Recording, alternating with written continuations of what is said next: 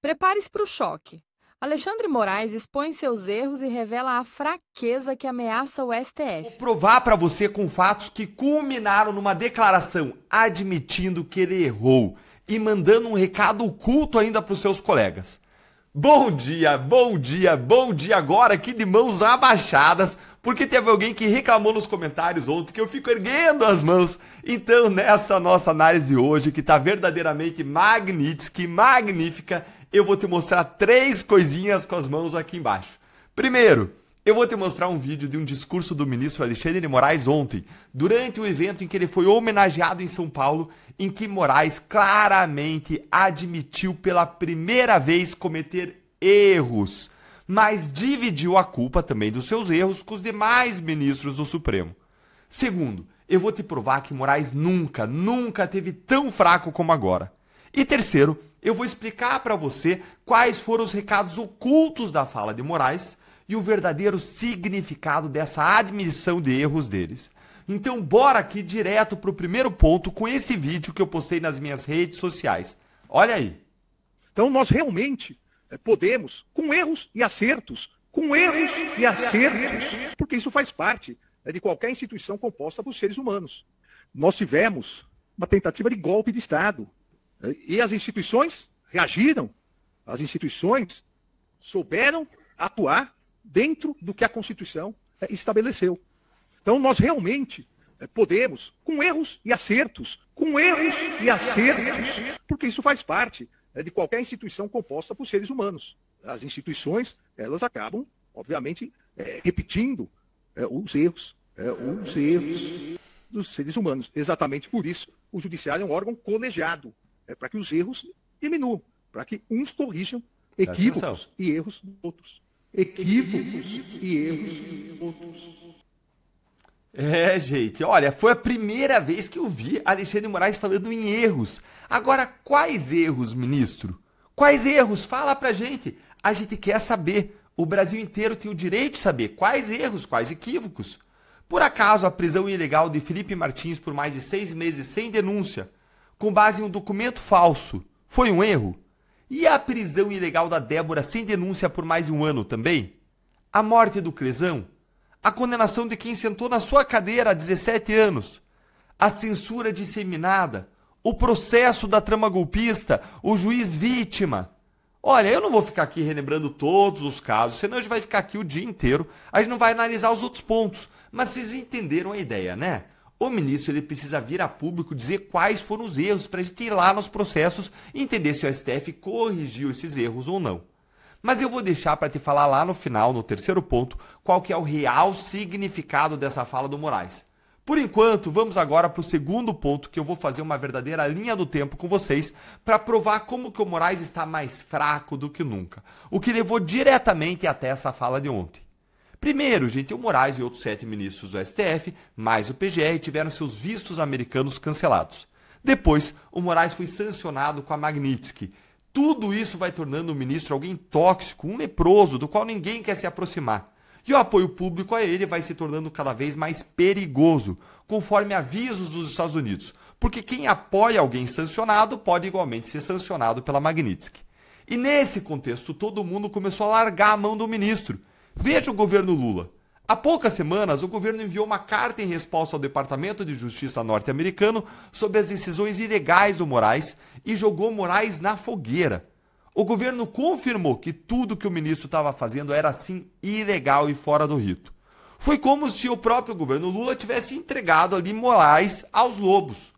Mas não foi só isso não, gente. Não foi só executivo. Incrivelmente, no Congresso Nacional, foram somados 41 senadores favoráveis ao impeachment de Moraes. E na Câmara, está para ser votado o fim do foro privilegiado e a anistia, que objetivo enfraquecer ainda mais Moraes. Além do governo e do Congresso Nacional, veja a mídia. Depois da aplicação da tornozeleira eletrônica em Bolsonaro e a prisão de Bolsonaro, todos os grandes jornais do país, todos, simultaneamente, detonaram Moraes por conta dos seus abusos. Folha de São Paulo, Estadão, até o Globo. E ontem o Wall Street Journal, um dos maiores jornais do mundo, publicou um artigo de opinião dizendo como que quem deu um golpe de Estado no Brasil, dizendo explicitamente isso, gente, que quem deu um golpe de Estado no Brasil não foi a direita, mas sim quem? O próprio STF. Tem uma análise disso aqui no canal que é imperdível. Eu vou deixar o link na descrição e na tela no final para vocês. Só que essa não foi a primeira vez, nem vai ser a última. O próprio Wall Street Journal, ele já tinha criticado Moraes outras 2 vezes, assim como outros grandes jornais internacionais. Tudo foi crescendo, crescendo, crescendo, até gerar um racha no próprio STF. Ministros do STF disseram na imprensa que ficaram irritados com Moraes por mandar prender Bolsonaro e que podem derrubar a decisão.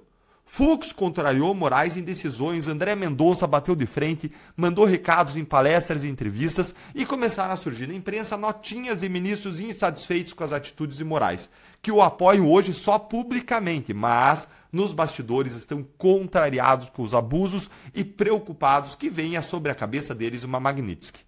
Aí Lula convoca todos os ministros do STF para um jantar em apoio a Moraes. E o que acontece? Apenas 6 vão. 4 faltam e Fachin, que é o próximo presidente do STF, deixa escapar para a imprensa que ele foi a contragosto. Ministros do STF se recusam a assinar uma carta pública de apoio a Moraes que se sente abandonado. E, para coroar tudo isso, pela primeira vez apareceu na imprensa nessa semana que Gilmar Mendes, hoje talvez o maior aliado de Moraes na corte, talvez a pessoa mais poderosa da República, ele admitiu que Moraes comete excessos. Semanalmente, às vezes 2, 3 vezes por semana, o Departamento de Estado, por meio de vários funcionários, às vezes por meio do vice do Marco Rubio, Christopher Landau, ataca Moraes sem parar, o que é repercutido pelos perfis da própria embaixada americana aqui no Brasil. Na última crítica, o Landau acusou Moraes de usurpar o poder ditatorial no Brasil e de destruir a amizade de mais de 200 anos entre Brasil e Estados Unidos. Aí o ministro vai num jogo do Corinthians e mostra o seu abalo emocional com os dedos. Ele mostra que ele está descompensado ao fazer aquele gesto obsceno, mostrar o dedo do meio aos torcedores do seu próprio time, do Corinthians. Não foi nem para a torcida adversária. O gesto, gente, é uma notória quebra de decoro que foi analisada com incredulidade pelo ex-ministro Marco Aurélio. O que tudo isso diz para vocês, gente? Isso é óbvio. O Moraes nunca esteve tão fraco quanto agora. O ministro está abatido, ele está vulnerável e isso é visível no seu semblante toda vez que ela aparece em público. E aí que eu chego ao meu terceiro ponto. A fala de Moraes de ontem, admitindo os erros, não foi, na verdade, para reconhecer erros porque ele é humano. Não, foi um recado claro para os seus colegas do Supremo. Ele disse que tudo o que ele fez foi decidido por um colegiado. Ou seja, o que eu fiz, eu não fiz sozinho. Esse foi o recado. Se eu errei, vocês erraram junto comigo, me apoiaram em tudo e me incentivaram. Foi isso que ele disse.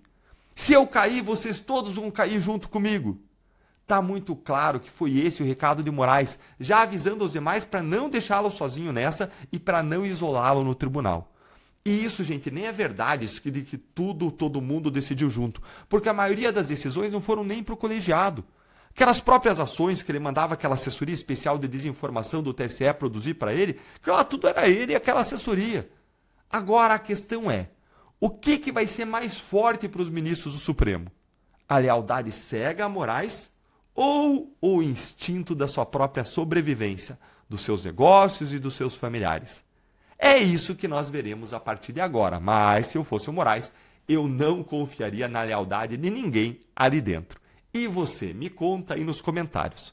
E se você acha, como eu acho, que a gente precisa não só trabalhar, mas também orar pelo Brasil, você entendeu que existe uma guerra que é travada no campo das ideias, no campo espiritual, no campo da cultura e da fé. E chegou a hora de despertar a maioria cristã do nosso Brasil. Se você gostou desse corte, assista o vídeo completo. Link na descrição. E não se esqueça, curta, comente e compartilhe se gostou do conteúdo.